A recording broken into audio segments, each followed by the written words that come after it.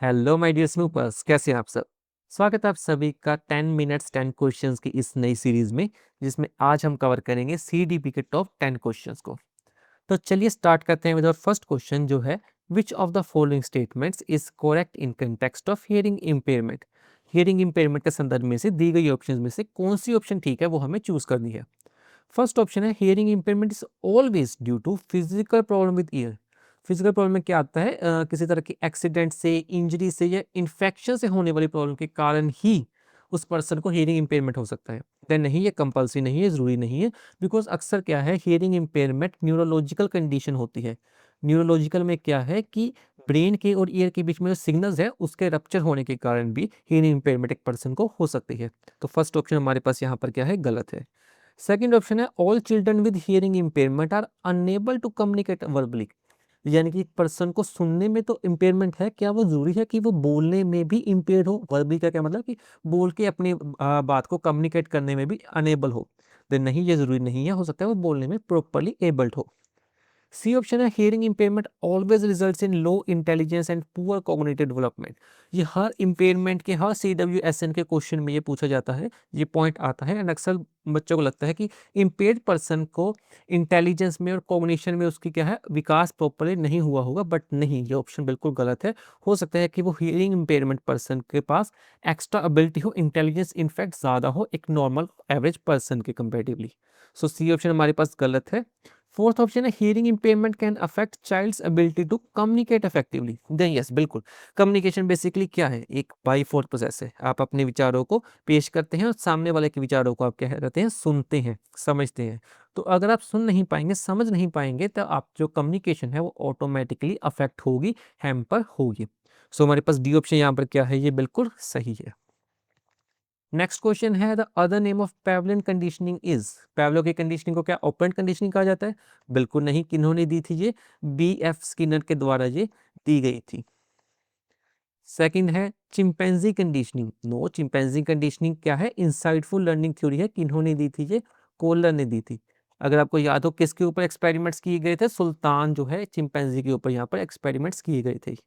Third option है classical conditioning. बिल्कुल, Ivan पेवलोन की थ्योरी को क्या कहा जाता है, क्लासिकल कंडीशनिंग कहा जाता है। इसके बाद थर्ड क्वेश्चन हमारे पास आता है मैचिंग टाइप। तो बेसिकली हमारे पास कुछ साइकोलॉजिस्ट हैं, उनके कुछ दिए गए कंसेप्ट्स हैं, हमें इन सबको आपस में मैच करना है। सबसे पहले है जीन पियाजे। जीन पियाजे के ने कौन सा कंसेप्ट दिया था, कॉग्निटिव कंस्ट्रक्टिविज्म का कंसेप्ट दिया था, जिसमें उन्होंने स्कीमा, सिमुलेशन, कमोडेशन और इक्विलिब्रियम के बारे में बात की थी। लाइवेगोड्स्की ने कंसेप्ट दिया था ZPD यानी जोन ऑफ प्रॉक्सिमल डेवलपमेंट का। एडवर्ड थोर्नडाइक ने थ्योरी दी थी ट्रायल एंड एरर थ्योरी। और एल्बर्ट बेंड्यूरा ने दी थी ऑब्जर्वेशनल लर्निंग थ्योरी। यानी कि A विद 3, तो हमारे पास A ऑप्शन और C ऑप्शन में ये है। B विद 1 हमारे पास क्या है, ऑप्शन नंबर A यहाँ पर करेक्ट है। इसके बाद फोर्थ क्वेश्चन में हमें कुछ प्रिंसिपल्स है डेवलपमेंट के और उनके जो कॉन्सेप्ट्स है उसके साथ हमें मैच करना है। तो पहला है स्फेलोकोडल। सो स्फेलोकोडल हमें सबको पता है कि स्फेलोकोडल यानी सी मतलब सिर और पी मतलब पैर, यानी सिर से लेकर पैर तक होने वाली सिक्वेंशियल डेवलपमेंट को हम स्फेलोकोडल कहते हैं। सिर यानी कि हेड एंड पैर यानी कि टो। तो स्फेलोकोडल हम मैच करते हैं विद सेकंड ऑप्शन यानी कि हेड टू टो। नेक्स्ट है प्रॉक्सिमल डिस्टेंस, यानी कि जो सेंटर से विकास का शुरुआत होती है and बाहर की तरफ वो है एक्सटेंड करती है, यानी कि नियर टू फार। थर्ड है प्रिंसिपल ऑफ डिफरेंशिएशन, जिसमें कि बच्चे को कहा जाता है कि वो सबसे पहले सिंपल टास्क करने सीखता है। जैसे कि अपने बॉडी को सबसे पहले स्टेबल करता है, उसके बाद अपने हाथों के थ्रू मूवमेंट्स करता है, देन अपने फिंगर्स के थ्रू मूवमेंट करता है। या हम कह सकते हैं कि पहले जो बच्चा है वो बैबलिंग स्टेज में आता है, देन कुछ वर्ड्स को प्रॉपरली अटर करता है। तो क्या है, सबसे पहले कोई पर्सन या कोई बच्चा एक सिंपल टास्क को परफॉर्म करता है, उसके बाद ही अपने कॉम्प्लेक्स टास्क की तरफ वो बढ़ता है। एंड डी ऑप्शन है कि प्रिंसिपल ऑफ कॉन्टिन्यूटी, यानी कि एक लाइफ लॉन्ग प्रोसेस है, सदा चलती रहती है डेवलपमेंट। फ्रॉम वूम टू टूम हम कहते हैं कि डेवलपमेंट जो है चलती है। यानी कि ए विद टू हमारे पास यहाँ भी है एंड यहाँ भी है। नेक्स्ट है बी विद 1 हमारा जो है ए ऑप्शन यहाँ पर सही हो जाती है।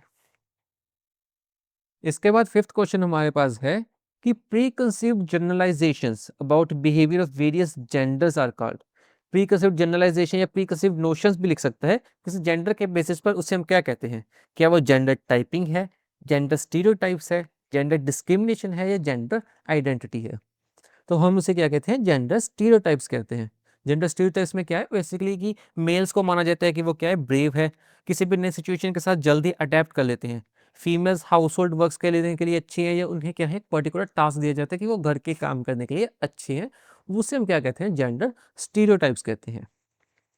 नेक्स्ट 6th क्वेश्चन है हमारे पास कि Sujata participates eagerly in dance competition only because she is interested in winning first prize of cash. उसे कैश प्राइज चाहिए।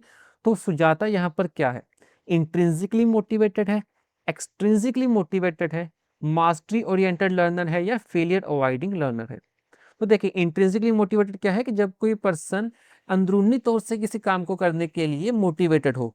फॉर एग्जाम्पल, खुद के प्लेजर के लिए कोई पर्सन कोई काम करता है, उसे हम कहते हैं इंट्रिंसिकली मोटिवेटेड। बट यहाँ पर क्या है, उसको प्राइस चाहिए, और प्राइस भी क्या चाहिए, कैश के रूप में चाहिए, यानी कि एक्सट्रिंसिकली चाहिए।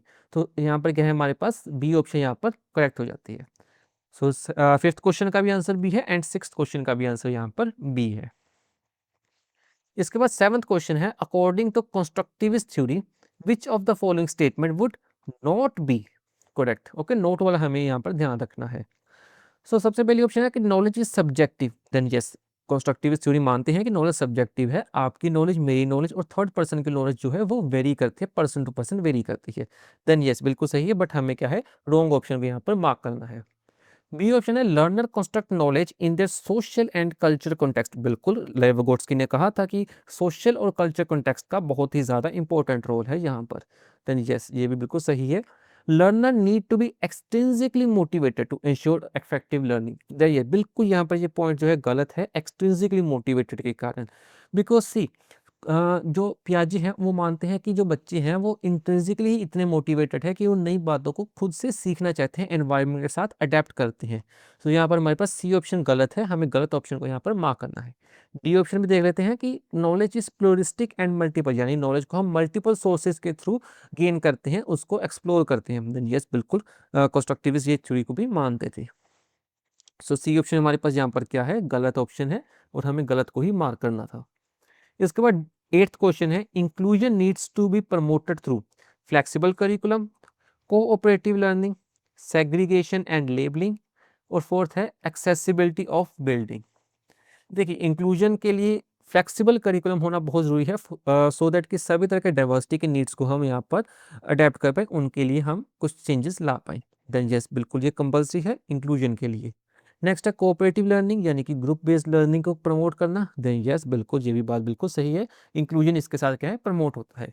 बट सेग्रीगेशन और लेबलिंग, सेग्रीगेशन क्या मतलब है कि अलग अलग बिठा देना। फॉर एग्जांपल, कोई डिसेबल्ड पर्सन है और उसको बाकी स्टूडेंट्स के साथ हम नहीं बिठा रहे हैं, उसको अलग बिठा रहे हैं, अलग बेंच के थ्रू बिठा रहे हैं, जो उसे लेबल कर रहे हैं, किसी तरह का नाम दे रहे हैं, तो वो क्या है, बिल्कुल गलत है। इंक्लूजन बिल्कुल भी इसको सपोर्ट नहीं करता है। नेक्स्ट है एक्सेसिबिलिटी ऑफ बिल्डिंग, यानी बिल्डिंग को हम इस तरह से बनाएं सो दैट कि डिसेबल्ड पर्सन या इम्पेयर्ड पर्सन उसको एक्सेस कर पाए। तो यस, ये भी बिल्कुल इंक्लूजन के अंडर आता है। So first, second and fourth option हमारे यहाँ पर करेक्ट है। सो ऑप्शन नंबर ए यहाँ पर हमारे पास सही ऑप्शन है।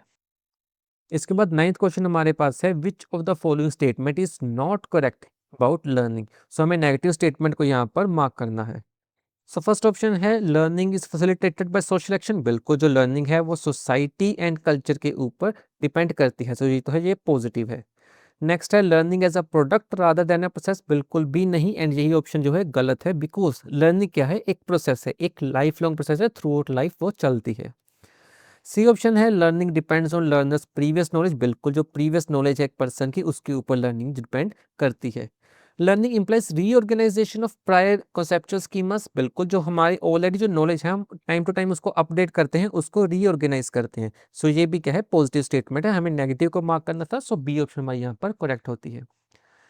लास्ट क्वेश्चन है, पियाजे describe cognitive development as occurring in. क्या उन्होंने अपने डेवलपमेंट के स्टेजेस को लेवल्स में बताया था या स्टेज में बताया था। सो हम जानते हैं कि उसको हमने स्टेजेस में जाना है, ना कि लेवल्स में। सो ये ऑप्शन गलत है। अ कॉन्टिन्यूस कॉन्टिनम, बिल्कुल भी नहीं। कॉन्टिन्यूस किसने कहा था, कॉन्टिन्यूस कहा था वाइगोट्स्की ने। वाइगोट्स्की मानते थे कि हम कॉग्निशन को किसी स्टेजेस में डिवाइड नहीं कर सकते, बल्कि वो क्या है, एक कॉन्टिन्यूस प्रोसेस है। नेक्स्ट है, four overlapping culture specific stages, देखिए कल्चर के बारे में बिल्कुल भी पियाजे ने बात नहीं की थी, कल्चर के बारे में तो वाइकोट्स्की ने बात की थी। और ओवरलैपिंग के बारे में भी नहीं बात की थी, उन्होंने कहा था कि ये जो स्टेजेस है ये 4 हैं और क्वालिटेटिव है और डिफरेंट स्टेजेस है, यानी कि 4 स्टेजेस हैं और ओवरलैप नहीं करते हैं बल्कि डिफरेंट चलती हैं, और हर एक पर्सन जो है इन स्टेजेस के थ्रू अपने कॉग्निटिव डेवलपमेंट को अचीव करता है। सो यहाँ पर फोर्थ ऑप्शन है, डी ऑप्शन यहाँ पर हमारी सही हो जाती है। ओके गाइस, इसी के साथ हमने 10 क्वेश्चंस को डिस्कस कर लिया। आगे इसी सीरीज में हम अगले 10 क्वेश्चंस को भी जल्द ही डिस्कस करेंगे। Thank you.